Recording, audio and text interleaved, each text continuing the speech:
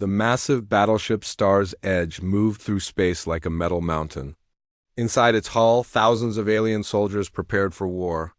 The ship was bigger than most cities on Earth, with corridors wide enough for 10 people to walk side by side. Strange lights flickered along the walls, casting shadows that danced as different species moved through the passages. Private Jake Morrison stood in formation with the other soldiers.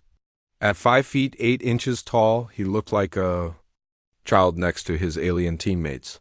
The Garanian warriors beside him stood nearly 9 feet tall, their thick gray skin covered in natural armor plates. Their muscles bulged under their uniforms, and their forearms could crush steel. When they breathed, it sounded like distant thunder. To Jake's left, a Keth soldier cleaned his plasma blade with 6 hands. The Keth looked like giant insects made of metal and flesh.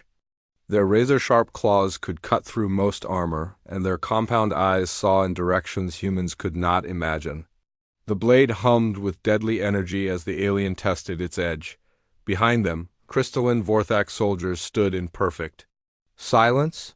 Their bodies were made of living crystal that could deflect bullets and absorb energy blasts. When they spoke, their voices sounded like music mixed with breaking glass.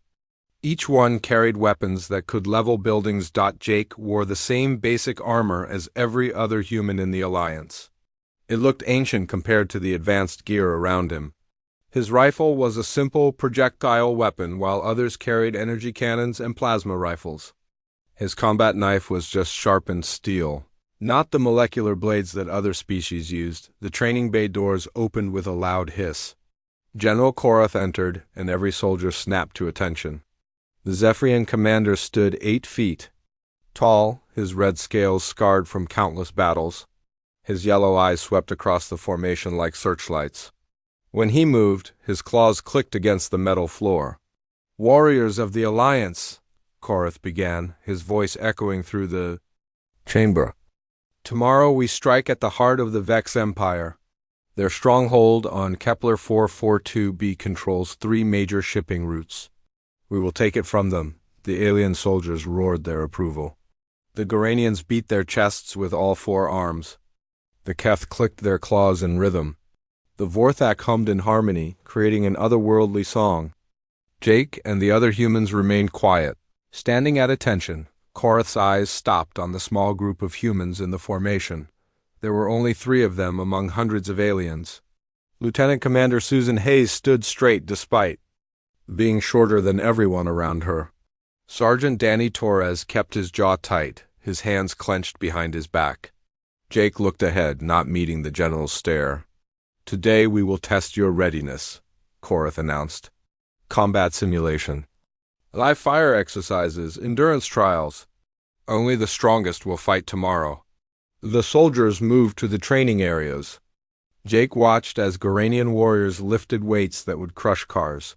Keth soldiers moved through obstacle courses faster than sports cars. Vorthak troops fired their crystal weapons with perfect accuracy at targets miles away. Jake approached. A pull-up bar, he managed 20 before his arms gave out. A Garanian nearby completed over 200 without breaking a sweat. During the running test, Jake finished in the middle of the pack while alien soldiers lapped him multiple times. His shooting scores were good but not exceptional compared to species with enhanced eyesight and steady hands. General Korath watched everything from an observation deck above the training floor. His aide, a tall, blue-skinned Altarian, whispered reports in his ear. Jake could feel the general's eyes on him during every exercise. "Pathetic!" Korath's voice boomed across the training bay. All activity stopped. Every soldier turned to look at the general, the humans. "Look at them, weak, slow, their weapons are ancient, their armor is basic. Their physical abilities are inferior to every other species here." Jake felt his face grow. Hot, but he kept his expression neutral. Beside him, Danny's hands curled into fists. Susan took a step forward, but Korath raised a clawed hand to stop her. "Why are these creatures even in our alliance?" The general continued. "What can they possibly contribute to our forces? They cannot match our strength, our speed, our technology. They are the weakest link in our chain." Laughter rippled through the alien troops. Not cruel laughter, but the kind that comes when everyone agrees with an obvious truth. The Goranians chuckled like distant earthquakes. The Kef made clicking sounds that passed for amusement. Even some of the crystal Vorthok flickered with colors that indicated humor. "General Korath," Susan Hayes spoke up, her voice steady despite the situation. "My soldiers have trained extensively for this mission. They may not have the physical advantages of other species, but they have other qualities that make them valuable." The general's laugh was like a growling engine. "Other qualities? What qualities could possibly matter in battle besides strength, speed, and firepower? Your species has been in space for less than 200 years. Others have been fighting wars for millennia." Jake continued staring straight ahead, but his mind was working. He memorized the layout of the training bay, counted the exits, noted the positions of weapons racks and emergency equipment. It was a habit that had been drilled into him since basic training. "I will make this simple," Korath declared. "During tomorrow's mission, the humans will remain with the rear guard. They will protect our supply lines while real warriors take the objective.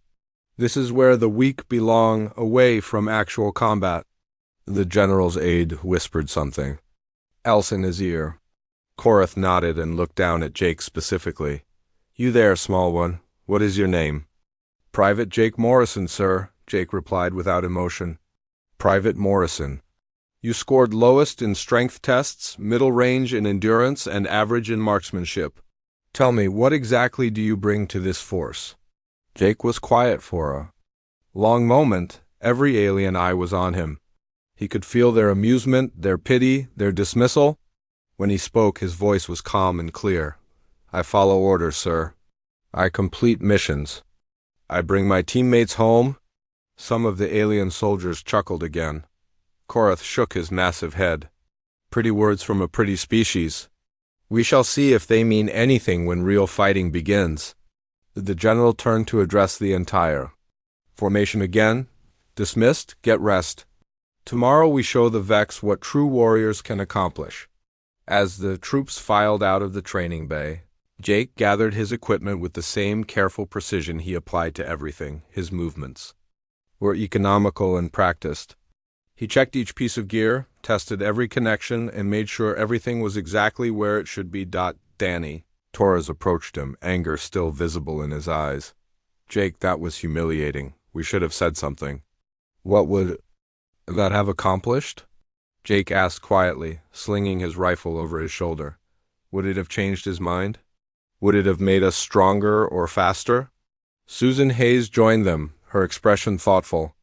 "The general doesn't understand what he's looking at." "None of them do. What do you mean, Commander?" Danny asked. Susan watched the alien soldiers leaving the bay. They moved with obvious power and confidence, secure in their superior abilities. They see warfare as a test of individual capability. Strength against strength, speed against speed, technology against technology. Jake nodded slightly. He understood what she meant. They fight the way their species evolved to fight. "Exactly," Susan said.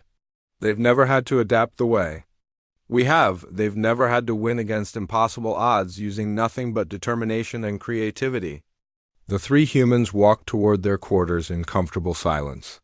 Around them, the great ship hummed with activity as alien crews prepared for battle. In a few hours, they would drop out of hyperspace near enemy territory. The mission would begin, and everyone would see what happened when different kinds of strength met in combat. Jake's gear was clean, his weapons were ready, and his mind was clear. Tomorrow, General Korath would learn something new about the species he had just dismissed as weak. The Star's Edge dropped out of hyperspace with a sound like tearing metal. Through the viewports, the planet Kepler 442b hung in space like a brown and gray marble. 3 orbital stations floated around it, their lights blinking in the darkness. Each station was the size of a small city and bristled with weapons. Jake Morrison stood in the rear guard section of the transport bay, watching the main assault force prepare for deployment. The alien soldiers moved with confidence and excitement. Goranian shock troopers loaded massive weapons that could punch holes through starship hulls. Keth warriors sharpened their plasma blades until they glowed white-hot. Vortex soldiers charged their crystal weapons with enough energy to level buildings. General Korath walked among his troops like a king inspecting his army. His red scales gleamed under the harsh lights, and his yellow eyes burned with anticipation.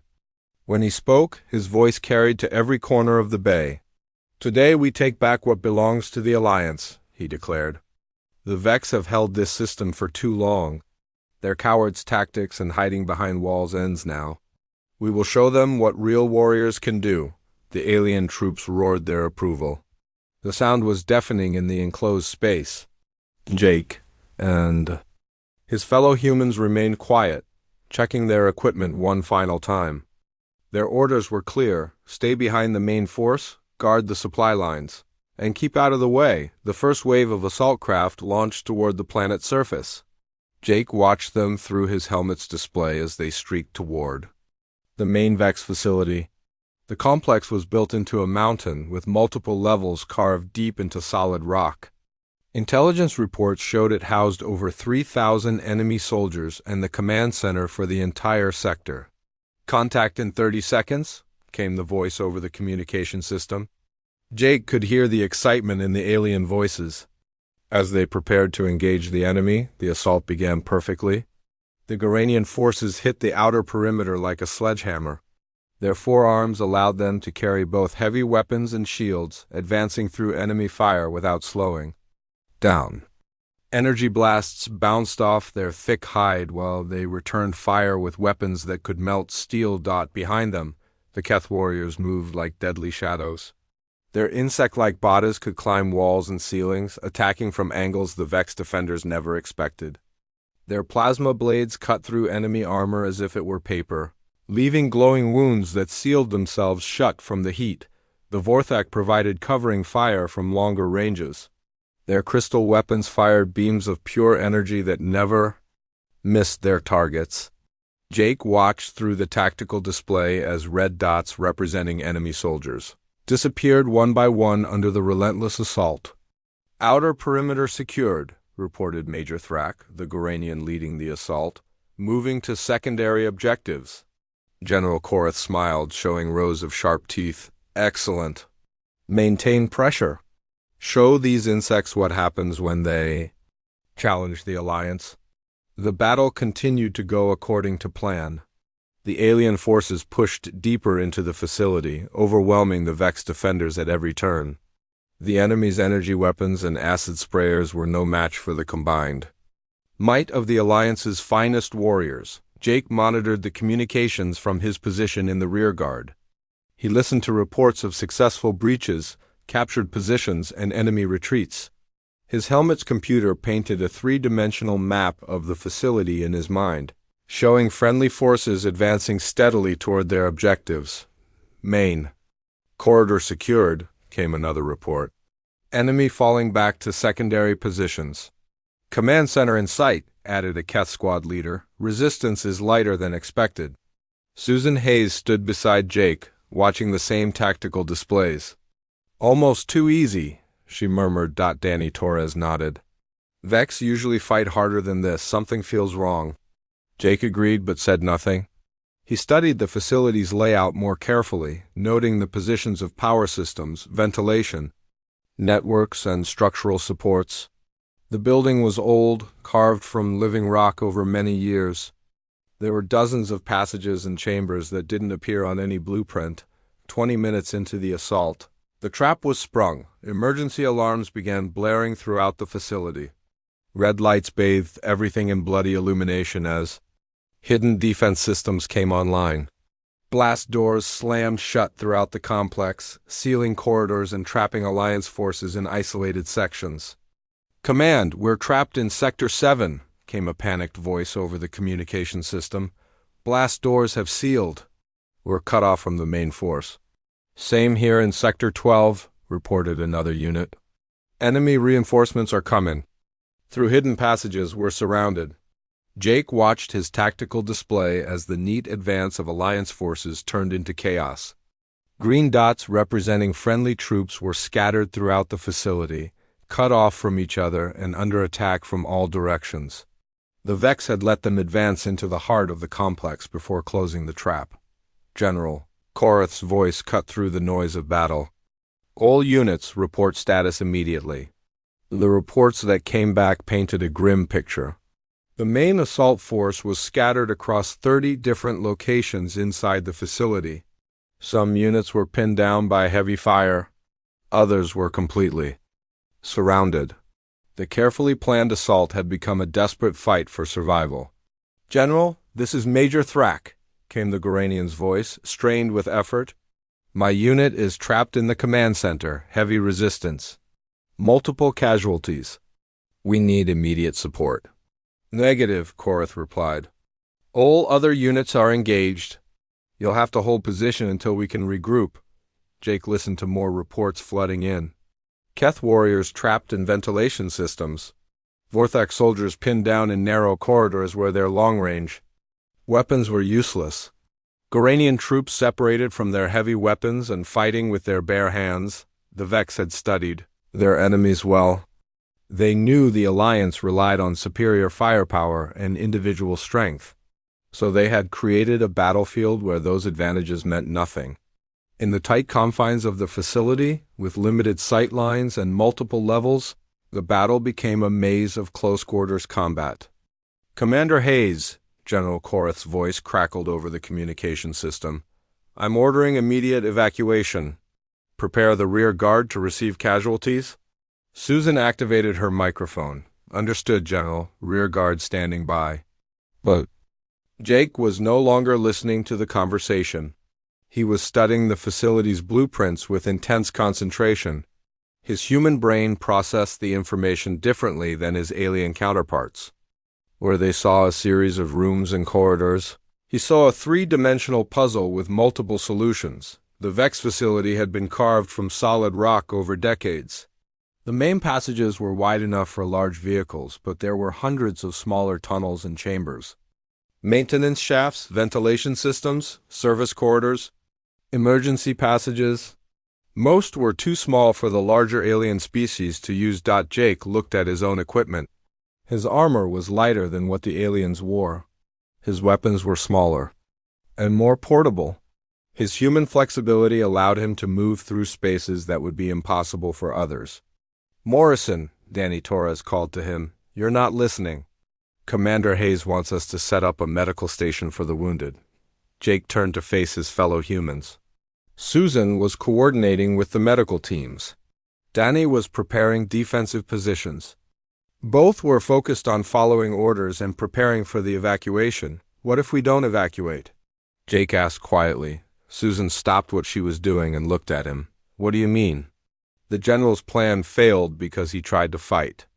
"The Vex on their terms?" Jake explained. "But what if someone fought them on different terms entirely?" Danny shook his head. "Jake, we have orders, rear guard duty, no heroics." But Jake was already moving toward his equipment locker. His mind was working through possibilities that no alien commander would consider. The facility's layout offered opportunities that only someone with human flexibility and creativity could exploit. "Jake," Susan said, her voice carrying a warning, "what are you thinking?" Jake checked his weapons and equipment one final time. Everything was exactly where it should be. "I'm thinking about bringing everyone home, Commander." The communication system continued to crackle with desperate reports from the trapped Alliance forces. Time was running out and conventional rescue attempts would fail.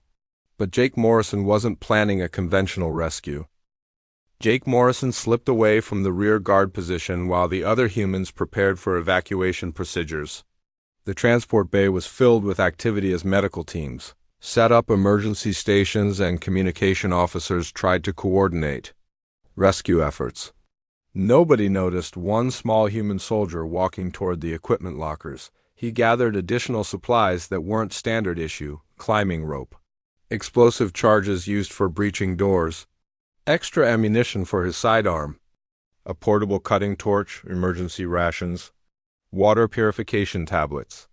Items that seemed useless to alien warriors but could mean the difference between life and death for someone fighting alone. The facility blueprints were burned into his memory now. Jake had studied every passage, every room, every system connection. The Vex had built their stronghold to take advantage of their natural abilities.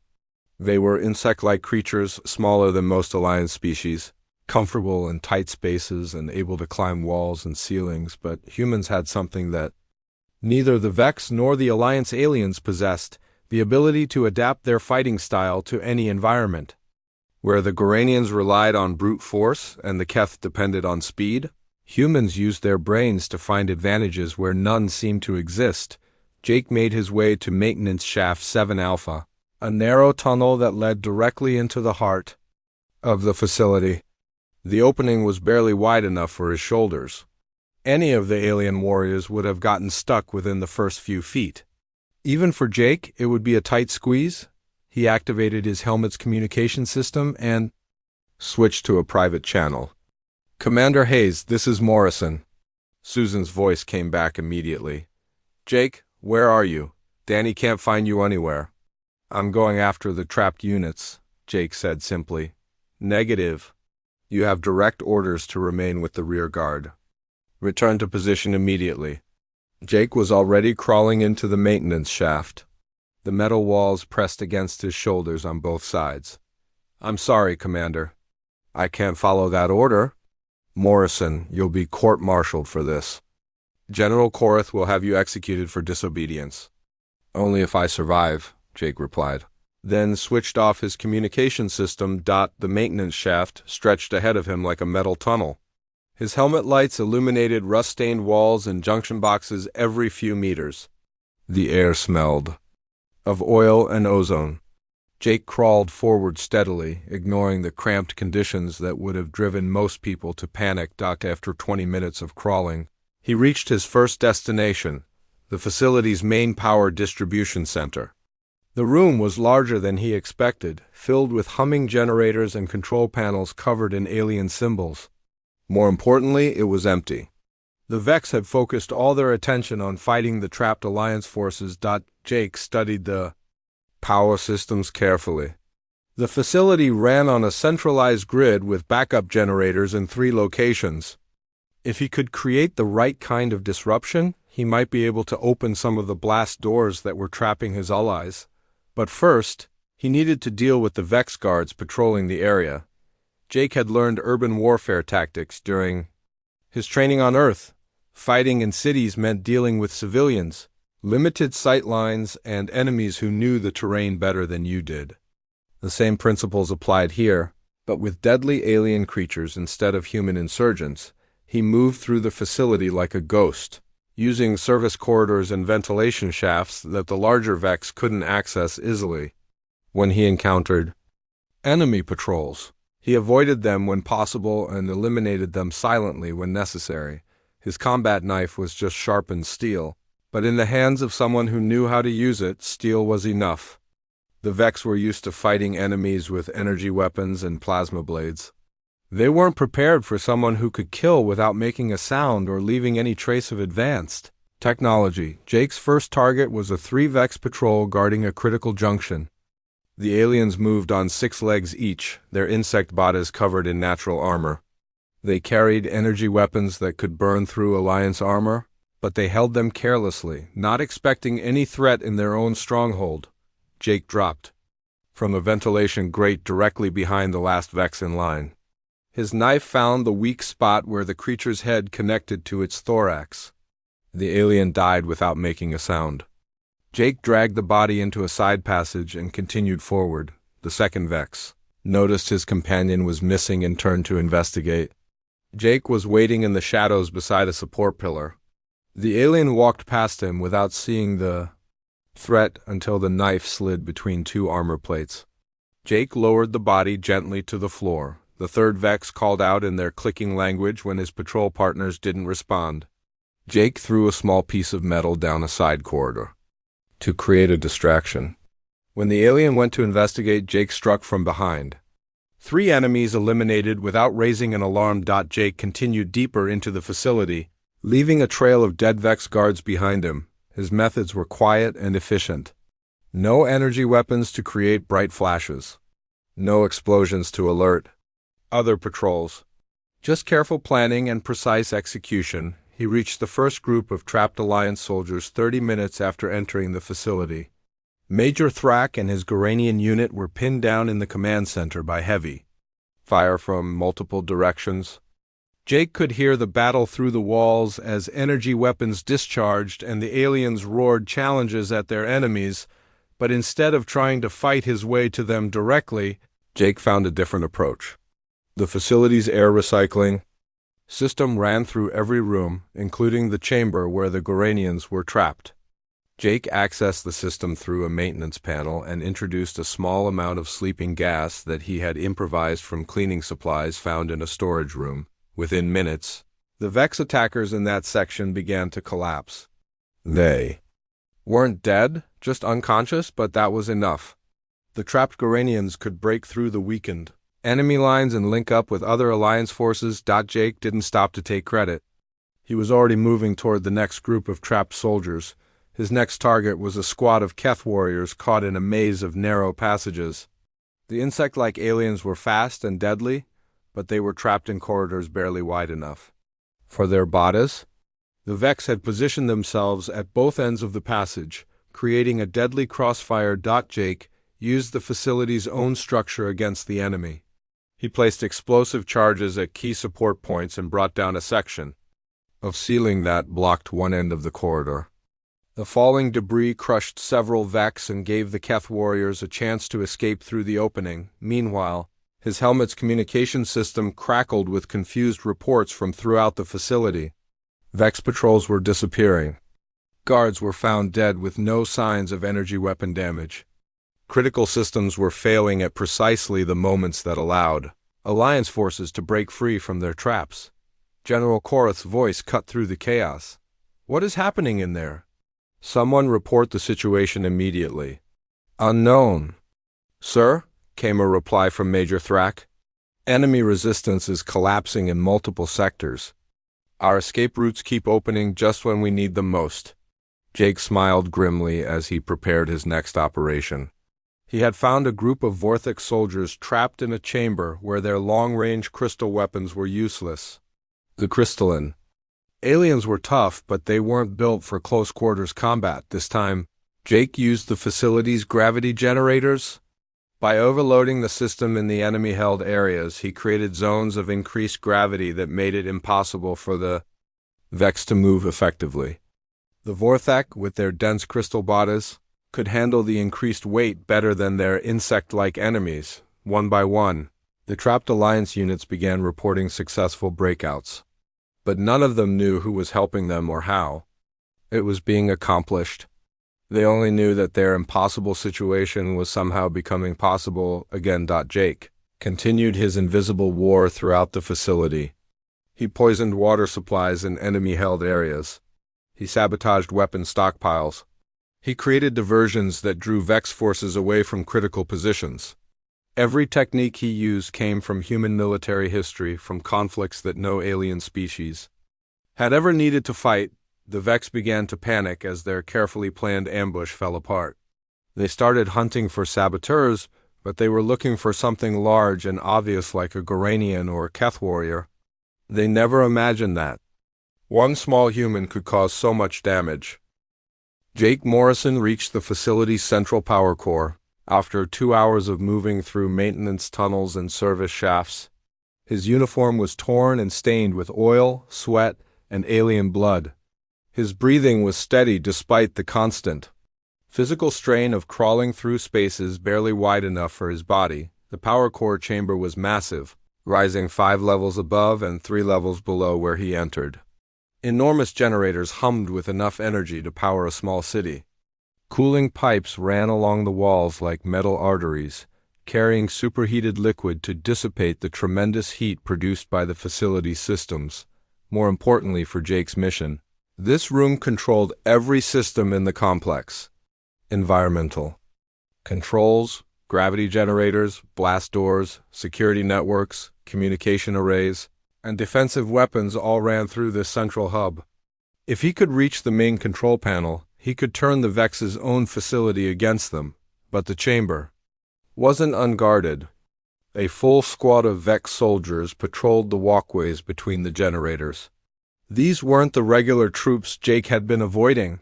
These were elite guards, larger and better armored than the others. Their weapons were more advanced, and they moved with the discipline of professional soldiers. Jake counted 12 enemies spread across 3 levels. Taking them all in direct combat would be impossible, even with surprise on his side. But direct combat wasn't what humans did best. He studied the chamber's layout carefully, noting the position of cooling pipes, electrical conduits, and structural supports. The facility was old, built over many years by excavating deeper into the mountain. That meant there were weaknesses that could be exploited by someone who understood engineering principles. Jake began with the cooling system. He placed small explosive charges at critical joints in the main coolant line. When they detonated, superheated liquid sprayed across the chamber like a geyser. The Vex guards scattered to avoid being scalded, their formation breaking apart as they sought cover. While they were distracted, Jake used his climbing rope to swing across the chamber to a different level. The Vex were searching for him on the level where the explosion occurred. Not realizing their attacker was already somewhere else entirely, his next target was the gravity control system. Jake had studied the alien technology enough to understand its basic functions. By reversing the polarity in specific sections, he could create zones where gravity pulled sideways instead of down. 3 Vex guards found themselves suddenly stuck to the wall, unable to orient themselves properly to fight. The remaining enemies began firing their energy weapons wildly, trying to hit an opponent they couldn't see. Their shots struck generators and control panels, causing cascading failures throughout the facility. Jake smiled grimly as he realized the Vex were helping him destroy their own systems. He continued his campaign of sabotage and misdirection. Jake cut power to sections of the chamber, plunging areas into darkness where his human night vision gave him an advantage. He used the facility's communication system to play false reports that sent guards racing to investigate threats that didn't exist, one by one. The elite Vex guards fell to Jake's unconventional tactics. Some were eliminated silently with his knife, others were caught in the environmental hazards he created. A few were taken down by their own weapons when Jake used mirrors and reflective surfaces to redirect their energy blasts back at them throughout the facility. The effects of Jake's assault on the power core began to spread. Blast doors that had trapped Alliance forces started opening randomly. Security systems shut down without warning. Environmental controls failed, filling some areas with smoke while others became uncomfortably hot or cold. General Korath's voice echoed through the communication system with increasing frustration. Command Center, what is your status? Why are our escape routes opening? Major Thrax's reply was confused but hopeful. Sir, we've broken through the enemy lines. Multiple blast doors opened simultaneously. Enemy resistance appears to be collapsing. How is this possible? Korath demanded. Who is coordinating this rescue operation? Jake heard the conversation through his helmet's communication system as he worked to access the main control panel. The last 2 Vex guards in the power core were closing in on his position, but he was almost finished with his primary objective. The control panel was covered in alien symbols that meant nothing to Jake, but the underlying logic of any computer system was universal. Power flowed from generators to distribution points to end users. Cut the right connections, and the whole network would collapse. Instead of trying to understand the alien language, Jake did what humans had always done when faced with technology. They didn't comprehend. He started breaking things systematically until he achieved the desired result. He used his combat knife to pry open access panels and cut through fiber optic cables. When that didn't create enough disruption, he used his explosive charges to destroy entire circuit boards. The chamber filled with sparks and the smell of burning electronics as critical systems failed throughout the complex. The final Vex guard spotted Jake at the control panel and raised his energy weapon to fire. Jake grabbed a length of metal pipe and threw it across the chamber. The pipe struck a high-voltage power coupling, creating an electrical arc that temporarily blinded the alien. In that moment of confusion, Jake closed the distance and eliminated his final opponent, with the chamber secure. Jake turned his attention to the facility's main security hub. The central computer controlled everything from door locks to defensive turrets. If he could access it properly, he could complete the destruction of the Vex trap that had caught his allies. But Jake wasn't interested in learning how to operate alien technology. That would take too much time, and his human brain worked differently anyway. Instead of trying to hack the system, he decided to destroy it completely. He placed his remaining explosive charges at key points around the computer core. The detonation would create a cascade failure that would open every sealed door in the facility while simultaneously shutting down all defensive systems. It was crude compared to surgical precision, but effectiveness mattered more than elegance. Jake activated the timer and began climbing toward the chamber's exit. He had 30 seconds to reach minimum safe distance before the explosion. The climb should have been impossible for someone who had been fighting alone for over 2 hours. But adrenaline and determination pushed him beyond normal human limits. The explosion was tremendous. The computer core disappeared in a ball of fire and electrical discharge. Emergency lighting activated throughout the facility as backup systems tried to compensate for the massive system failure. But the damage was too extensive. One by one, every blast door in the complex began cycling open throughout the facility. Alliance forces suddenly found themselves free to move. Trapped units discovered that their prison doors had opened and their Vex captors were in complete disarray. The carefully coordinated ambush collapsed into chaos as the aliens tried to understand what had gone wrong. General Korath emerged from the command center where his unit had been trapped, his yellow eyes scanning the destruction around him.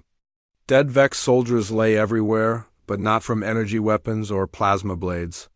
These enemies had been killed by conventional weapons, environmental hazards, and what appeared to be sabotage.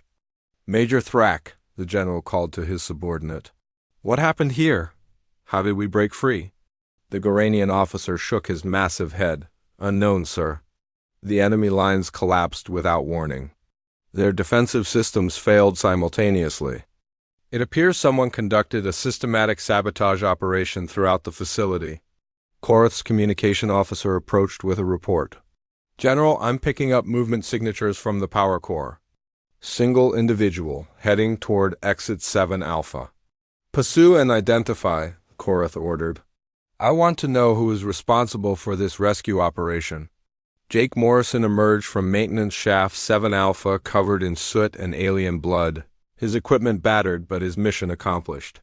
He moved with the careful precision of someone who had been fighting alone against impossible odds and survived. Through skill rather than luck, he carried a complete tactical assessment of the facility in his memory: enemy positions, structural weaknesses, remaining defensive capabilities, and the most efficient routes to complete their original objectives. The mission that had seemed headed for total failure was now entirely possible. The Alliance forces swept through the Vex facility like a flood breaking through a dam. With their defensive systems destroyed and their coordination shattered, the enemy resistance crumbled within hours. Goranian shock troopers smashed through the remaining barricades. Keth warriors hunted down fleeing enemies through the corridors. Vorthik soldiers secured critical areas with their crystal weapons. General Korath stood in the captured command center, studying reports from his officers. The mission that had nearly ended in disaster was now a complete victory. They had taken the facility, captured intelligence data, and secured the orbital platforms. But the general's mind was not focused on celebration. "Sir," his communication officer reported, "final casualty count is remarkably low. 12 wounded, no deaths among Alliance forces." "And enemy casualties?" Korath asked. "Over 400 Vex soldiers eliminated or captured." "The breakdown is unusual, sir. Many were killed by conventional weapons rather than energy discharge. Others appear to have been victims of environmental hazards or system failures." Korath's yellow eyes narrowed. Throughout his military career, he had never seen an enemy defensive network collapse so completely or so suddenly. The Vex ambush had been carefully planned and expertly executed. Only exceptional skill or incredible luck could have turned such a desperate situation around. Bring me the soldier who emerged from maintenance shaft 7 Alpha, the general ordered. I want to speak with him immediately. 20 minutes later, Jake Morrison stood at attention in the command center. His armor was scratched and stained, his equipment showed signs of heavy use, and there were dark circles under his eyes from exhaustion. But his posture was straight and his expression was calm. General Korath walked around Jake slowly, studying the small human soldier from every angle. The contrast was stark. The towering Zephyrian general with his red scales and battle scars looked like a creature built for war. Jake appeared ordinary by comparison, just another human in standard Alliance armor. Private Morrison, Korath began, his voice echoing in the chamber. My officers tell me you were absent from your assigned position during the mission. Yes, sir, Jake replied without emotion. They also tell me you were spotted emerging from a maintenance shaft in the facility's central section after our forces were mysteriously freed from the enemy trap. Yes, sir. Korath stopped directly in front of Jake, towering over the human. Explain your actions, Private. Jake met the general's gaze steadily. I infiltrated the facility through maintenance tunnels that were too small for larger species to use. I conducted sabotage operations against enemy defensive systems and eliminated hostile forces using stealth tactics. My objective was to create opportunities for trapped Alliance units to escape and regroup. The command center fell silent. Every alien officer present stared at Jake with expressions ranging from disbelief to amazement. A single human soldier claiming to have accomplished what an entire army had failed to do seemed impossible. You expect me to believe, Korath said slowly, that one small human was responsible for the collapse of the entire Vex defensive network? I don't expect anything, sir, Jake answered. I'm reporting what happened. Major Thrax stepped forward, his massive Garanian frame dwarfing everyone else in the room. General, if I may. When my unit was trapped in the command center, we noticed unusual patterns. Enemy guards disappeared without explanation. Security systems failed at precisely the moments we needed them to. Someone was definitely working behind enemy lines. A Keth officer clicked his agreement. Same experience in the maintenance levels. Vex patrols vanished. Structural failures opened escape routes, too coordinated to be coincidence. Korath studied Jake more carefully. The human showed no signs of boasting or pride. He simply stood at attention, waiting for orders like any other soldier. But there was something in his eyes that the general was beginning to recognize. A hardness that came from making difficult decisions alone. A calm that only came from facing death and surviving. How many enemy soldiers did you kill? Korath asked. I didn't keep an exact count, sir. Approximately 40 to 50 eliminated directly. Unknown number affected by sabotage operations. The number hit the room like a physical blow. 50 enemy soldiers killed by one human working alone. It seemed impossible, but the evidence was everywhere in the facility. Bodies found with knife wounds instead of energy burns. Systems destroyed by improvised explosives. Defensive positions compromised by environmental hazards. What weapons did you use? The general continued. Standard sidearm, combat knife, improvised explosives from maintenance supplies, environmental systems of the facility itself. Korath's aide whispered something in the general's ear. The general nodded and turned back to Jake. My intelligence officer wants to know how you learned to fight this way. These tactics are not part of standard Alliance training. For the first time, Jake's expression changed slightly. A shadow crossed his face as he considered how to answer. Human military history, sir. My species has been fighting wars for thousands of years before we reached space. We've learned to win battles against superior enemies using unconventional methods. Explain, Korath demanded. Jake was quiet for a moment, choosing his words carefully.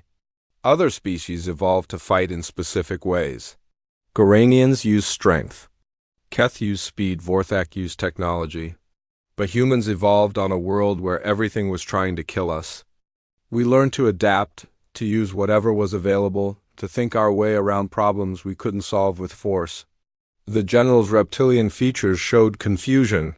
You speak of fighting without honor, using deception and sabotage instead of facing enemies directly. Yes, sir, Jake agreed. Humans don't fight for honor. We fight to win. We fight to go home alive. We fight to protect the people who depend on us. Korath was beginning to understand something that disturbed him. You're saying this is normal for your species? That any human soldier could have done what you did? With proper training and equipment, yes, sir? Human military doctrine emphasizes adaptability, improvisation, and asymmetric warfare. We study every possible way to defeat an enemy, regardless of whether it's considered honorable or fair. The implications hit everyone in the room at the same time. The Alliance had 3 billion humans spread across dozens of worlds. If Jake Morrison was typical of his species, then they had vastly underestimated humanity's military potential. General Korath walked to the window overlooking the captured facility. His army of proud alien warriors had been saved by one small human who fought like a ghost, killed like a predator, and thought like a strategist. The weakest member of the Alliance had proven to be the most dangerous. Private Morrison, the general said without turning around, I owe you an apology. I called your species weak. I assigned you to the rear guard because I believed you had nothing to contribute to real combat. No apology necessary, sir, Jake replied. Underestimation can be a tactical advantage.